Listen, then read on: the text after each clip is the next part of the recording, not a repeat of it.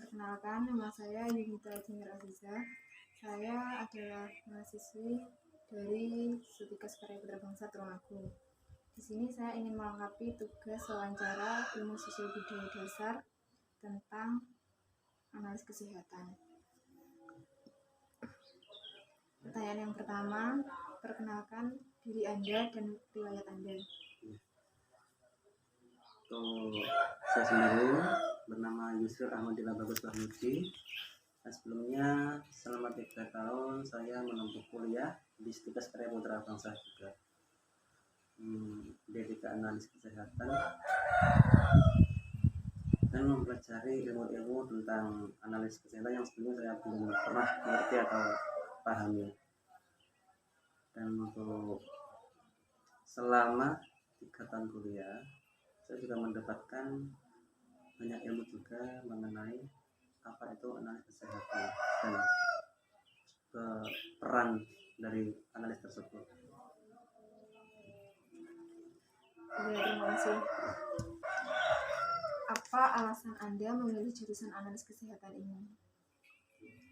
Alasan saya ingin mencoba atau menambah wawasan baru tentang dunia kesehatan, yang salah satunya adalah analis kesehatan tersebut, karena menurut saya sendiri untuk analis kesehatan juga masih pendidikannya lebih sedikit lah dibanding untuk jurusan yang lainnya seperti merawat, farmasi atau yang Ya, mungkin peminatnya masih sedikit ya.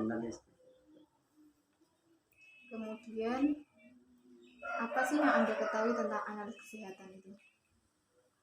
Analis kesehatan umumnya, analis kesehatan jarang juga diketahui oleh masyarakat, oleh masyarakat maksudnya, karena untuk pekerjaan kita kan lebih ke di belakang layar, maksudnya nggak terlihat secara langsung. Beda dengan apoteker kan langsung berhadapan dengan pembeli atau pasien juga. Kalau yang analis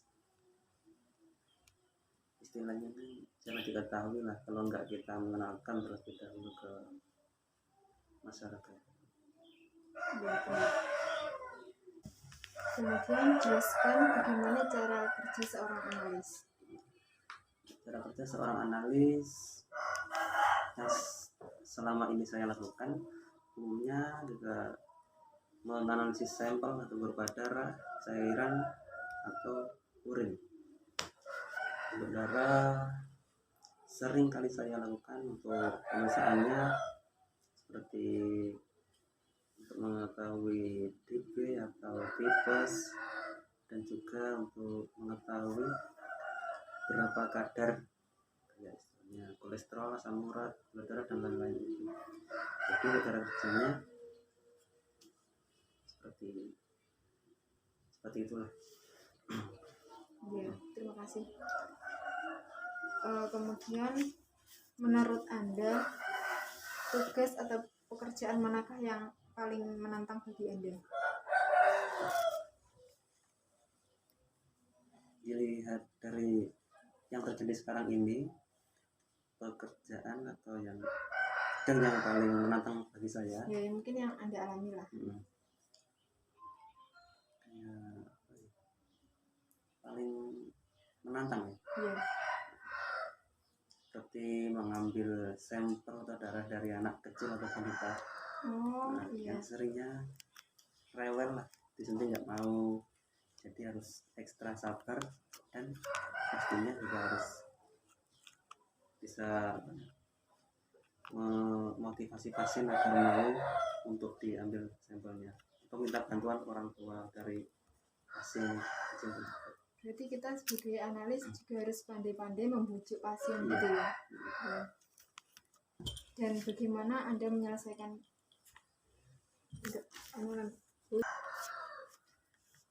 kemudian itu kan untuk anak kecil kan? Iya. Kalau mengatasi pasien yang takut dengan jarum suntik seperti pasien orang dewasa atau orang tua itu gimana ya? Sebagai orang analis itu juga termasuk peran dari kita untuk seperti komunikasi dengan baik dan ini memberi motivasi juga lah ke pasien. Kalau disuntik memang terasa sakit, cuma karena memang itu darah atau sampel yang harus dibutuhkan untuk diperiksa adakah penyakit yang sedang diderita oleh pasien tersebut, jadi harus tetap bisa berkomunikasi dengan baik. Artinya itu. Kan kadang ada ya orang dewasa, bahkan orang tua Iya, itu takutnya itu takut sekali gitu sama jarum suntik, kayak nggak mau gitu. Kalau itu biasanya tetap dilanjut juga. iya, tetap dilanjut karena kalau nggak gitu kita harus memeriksa apa. Iya. Tanpa sampel kita kan juga nggak bisa mengetahui penyakit apa yang sedang dialami oleh pasien tersebut. Berarti meskipun pasien itu takut banget, kita tetap lanjut ya. Iya, dengan komunikasi yang lebih juga. Kemudian selama Anda menjadi analis kesehatan sampai sekarang ini, pengalaman apa yang Anda dapat selama bekerja? Pastinya sangat berbeda dengan waktu kuliah dulu, yang pastinya kan sekarang lebih ke prakteknya, maksudnya untuk teori kan lebih ke waktu kuliah dulu. Yeah.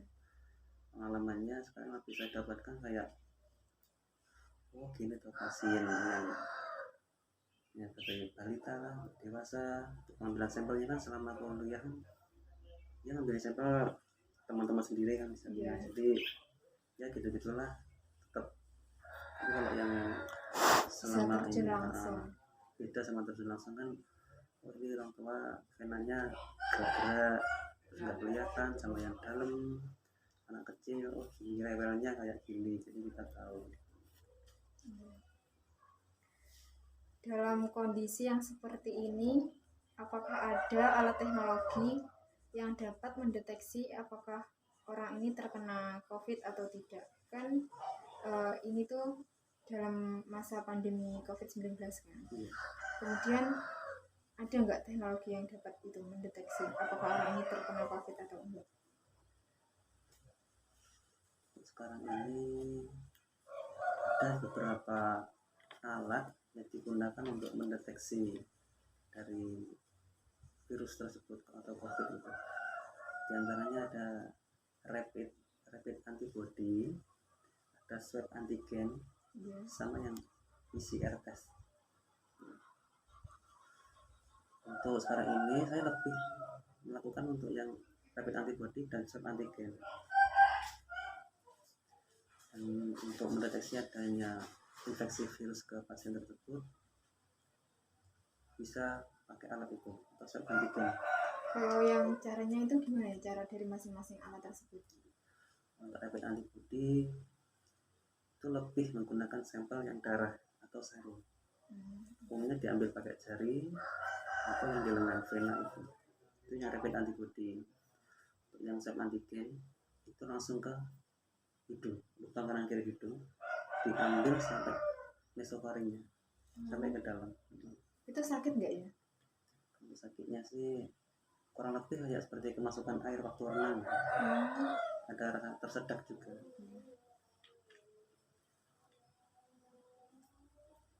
Bagaimana cara Anda menyikapi kondisi saat ini dengan maraknya virus COVID-19 sebagai salah satu anggota medis analis kesehatan? Pastinya untuk tetap menjaga jarak atau kontak meskipun orang tersebut nggak ada gejala atau terlihat seperti gimana ya, intinya terlihat fit lah, nggak ada gejala, itu tetap jaga jarak, kontak, terus tetap pakai masker, dan jangan lupa cuci tangan. Karena kan juga sekarang juga masih banyak yang OTG lah istilahnya, orang tanpa gejala. Maka dari itu kita juga tetap waspada, harus jaga jarak lah istilahnya, meskipun orang tersebut nggak terlihat sakit atau tetap fit. Dalam masa sekarang ini kan kadang orang sakit itu takut untuk periksa ke rumah sakit karena ada yang bilang nanti kalau sakitnya nggak corona terus dibilang corona, kan ada yang bilang kayak gitu. Itu menurut Anda bagaimana? Kalau menurut itu Nah, kalau untuk memeriksa, selama keluhannya nggak parah, istilahnya nggak gimana ya, nggak kritis lah, maksudnya tetap bisa diobati mandiri di rumah, Ya. itu nggak apa diobati di rumah dulu selama beberapa hari. Kalau beberapa hari tetap keluhannya masih gini, nggak ada perubahan, itu bisa ke Rumah sakit. atau instansi kesehatan terdekat. Kemudian teknologi apa sajakah yang sudah digunakan di tempat Anda bekerja saat ini? Teknologi pertama ada hematologi analyzer, itu yang dipakai untuk mengetahui nilai normal atau yang apa ya, istilahnya ada yang nilainya hasil itu lebih tinggi dari normal, kayak TB trombositnya rendah dari normal, terus leukositnya lebih tinggi dari angka normalnya. Terus ada lagi WIDA, Ya. itu lebih ke untuk yang tipes-tipes. Oh. Sama alat kimia klinik untuk memeriksa atau mengecek gula darah, kolesterol, asam urat, trigliserida, sama pun kreatin juga. Sama ada mikroskop umumnya.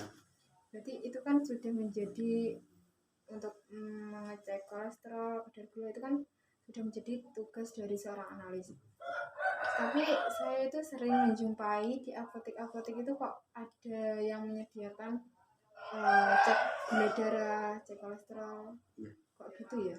Ya, memang ada juga yang menyediakan di apotek. Cuma yang di lab itu beda alat. Maksudnya ini teknologi yang nilai keakuratannya lebih tinggi dibanding untuk Yang di apotek. Nah, kita di apotek cukup pakai stick, Iya. itu pakai jari dan cukup.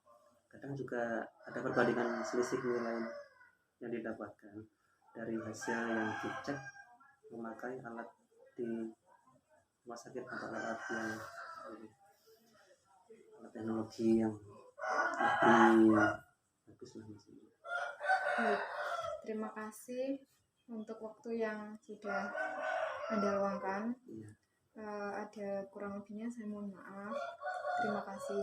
Wassalamualaikum warahmatullahi wabarakatuh.